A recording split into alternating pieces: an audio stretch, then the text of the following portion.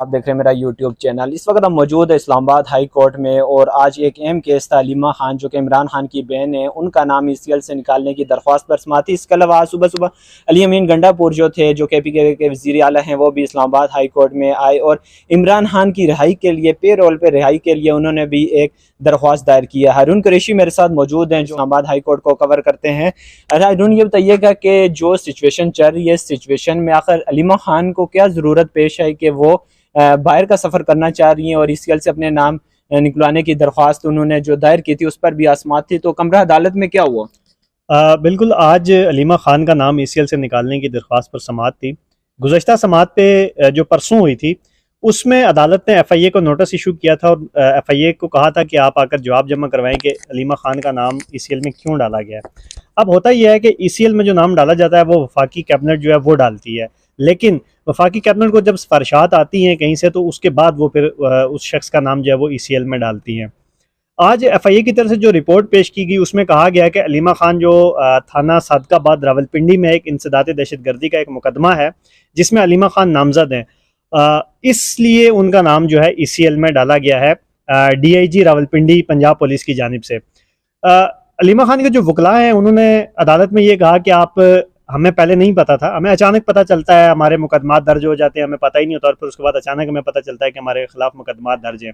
अब जहाँ तक बात है अलीमा खान की बैरून मुल्क सफ़र करने की, तो उन्होंने ये बताया कि नमल यूनिवर्सिटी की फ़ंड रेजिंग के लिए मैंने बैरून मुल्क सफ़र करना है, तो मेरा नाम ECL से निकाला जाए। आज जब वो कमरा अदालत में जब समाअत शुरू हुई तो असिस्टेंट अटॉर्नी जनरल जो थे वो पेश हुए, डिप्टी डायरेक्टर FIA पेश हुए, जिन्होंने अदालत को ये बताया। उस पर अलीमा खान ने ये कहा कि जब खुद वो रोस्टरम पे आई, उन्होंने कहा कि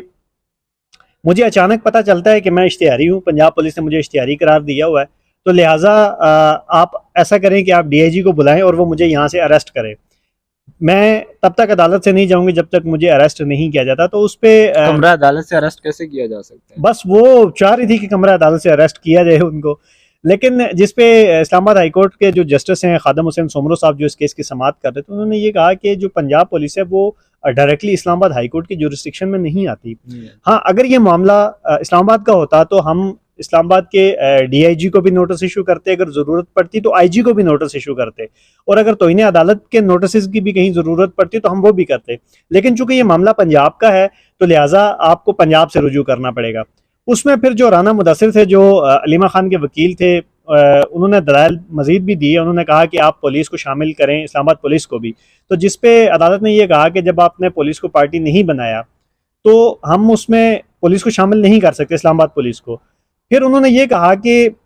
26वीं तरमीम आने के बाद, पहले ये होता था कि कुछ चीज़ें अदालत के इख्तियार में होती थी कि जो चीज़ दरख्वास्त गुजार ने दरख्वास्त में इस्तदा नहीं की किसी चीज़ की, तो वो अदालत के इख्तियार में होती थी कि वो उसको रिलीफ दे या ना दे। तो आज अदालत ने यह बताया कि 26वीं तरमीम के बाद ये चीज़ ख़त्म हो गई है। अगर आपको किसी चीज़ में रिलीफ चाहिए तो उसमें आपको दरख्वास्त में उसको मेंशन करना पड़ेगा, उसकी इस्तदा करनी पड़ेगी।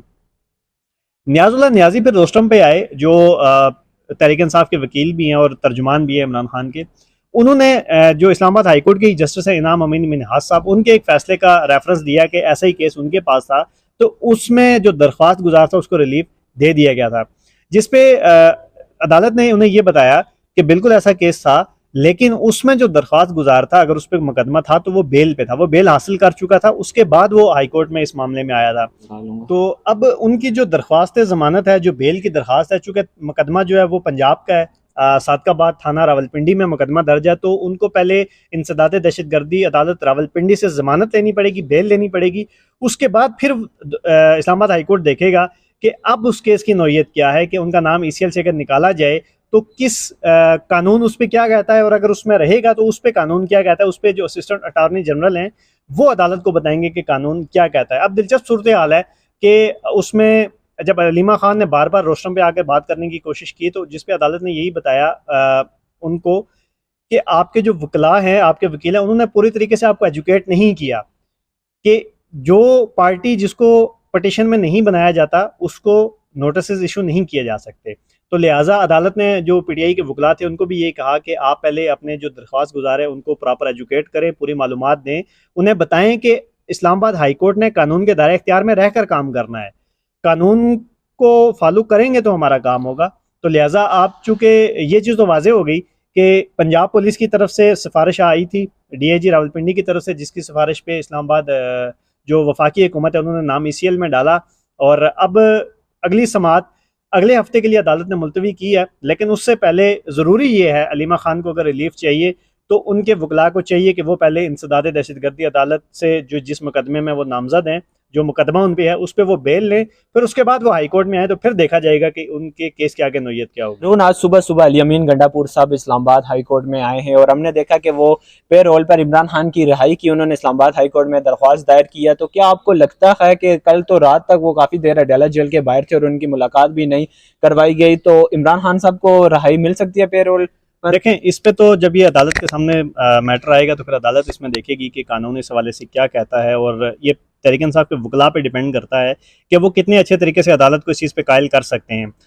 जहाँ तक बात है पेरोल पे रिहाई की, तो ये वजह ये बनी कि कई रोज़ से जो पाक भारत कशीदगी चल रही है, जो रात की तारीकी में इंडिया की तरफ से आने की कोशिश की जाती है, क्योंकि दिन की रोशनी में उनको पता है कि अगर कोई जाएगा तो अभिनंदन जैसा हाल उसका होगा। तो उस चीज़ को देखते हुए जो तहरीक इंसाफ के लोग थे उनकी तरफ से सोशल मीडिया पे ये चीज़ हाईलाइट की गई कि चूँकि गुज़श्ता रोज़ जो इतलात आई कि रेस कोर्स ग्राउंड में एक ड्रोन गिराया गया इंडिया का और दूसरा रावलपिंडी स्टेडियम के पास गिराया गया, तो तहरीक इंसाफ के लोगों ने सोशल मीडिया पे इस चीज़ को हाईलाइट करना शुरू किया कि जब दो यहाँ पे हो सकते हैं तो अडयाला जेल पे इमरान खान को भी टारगेट बनाया जा सकता है। तो इसलिए इमरान खान की सिक्योरिटी के लिए ज़रूरी है कि उनको वहाँ से निकाल कर किसी और मकाम पर मुंतकिल किया जाए। जहाँ तक मुझे लगता है कि तहरीक इंसाफ की भरपूर कोशिश ये है कि खान साहब को जो है वो KPK में शिफ्ट किया जाए, लेकिन ऐसा होगा नहीं। लेकिन तहरीक इंसाफ यही चाहती है कि उन्हें KPK में शिफ्ट किया जाए, हाउस अरेस्ट किया जाए। हाँ, वो चाहते ऐसा है, मुझे ऐसा लगता है कि KPK चूँकि उनकी अपनी गवर्नमेंट भी है, लेकिन ताहाल मुझे ऐसा होता हुआ नज़र नहीं आ रहा। अब बाकी पेरोल पे रिहाई की बात है, वो जब मामला अदालत के पास आएगा तो अदालत उसको देखेगी कि कानून उस पर क्या कहता है, और वकला पे डिपेंड करता है कि तहरीक इंसाफ के जो वकील हैं वो अदालत को कायल कर सकते हैं या नहीं कायल कर सकते।